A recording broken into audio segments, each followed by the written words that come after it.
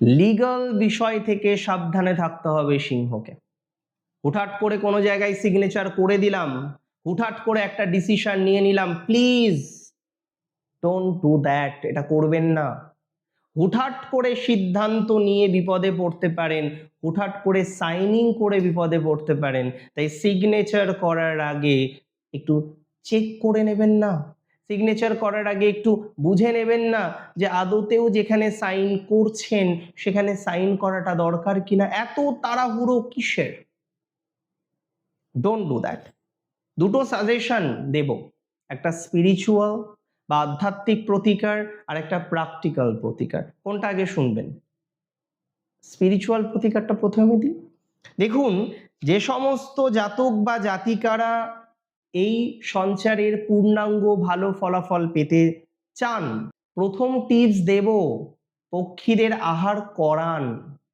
পশু পাখিদের এই সময় আহার করানোটা আপনার জন্য অত্যন্ত শুভ। প্রতিদিন সকালে আপনার ছাদে আপনি পাখিদের জন্য বিশেষ খাওয়ার ব্যবস্থা করতে পারেন, বা আপনি যদি সম্ভব হয় ছোলার ডাল, বাজরা, এই ধরনের যে বিষয়গুলো থাকে, বাজরার রুটি, এগুলো আপনি প্রোভাইড করতে পারেন তাদের। হলুদ রঙের সামগ্রী দান এবং হলুদ পোশাক পরিধান করা। হলুদ রঙের পোশাক আপনি গিফট করতে পারেন, হলুদ পোশাক পরিধান করতে পারেন, হলুদ রঙের কোনো সামগ্রী দান করতে পারেন। অনাথ আশ্রম বা বৃদ্ধাশ্রমে দান করতে পারেন। দ্বাদশ ভাব যেহেতু কানেক্টেড আইসোলেশনের ঘর, যারা সমাজ থেকে আইসোলেট হয়ে যাচ্ছে, আমরা চাই না যে পৃথিবীর কোনো বাবা মা বৃদ্ধাশ্রমে থাকুক, তারপরেও হয়তো কিছু কিছু ক্ষেত্রে থাকতে হয়।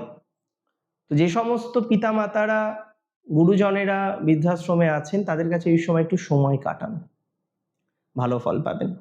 প্র্যাকটিক্যাল প্রতিকারের মধ্যে প্রথম প্রতিকার, বাজেট প্ল্যানিং করতে হবে এই সময় আপনাকে। বাজেটটাকে নিয়ন্ত্রণ করতে হবে জুপিটারের ট্রানজিটে। আয়ের একটা বড় অংশ সেভিংস করুন এই সময়, বা ফিক্সড ডিপোজিটে লক করে দিন, যাতে খুব সহজে, মানে চাইলেই ইনস্ট্যান্ট মানি ট্রান্সফার করতে না পারেন। আগে ওটা ভাঙতে হবে, মানে যে ডিপোজিটটা করেছেন সেটা ক্লোজ করতে হবে, তারপরে সেখান থেকে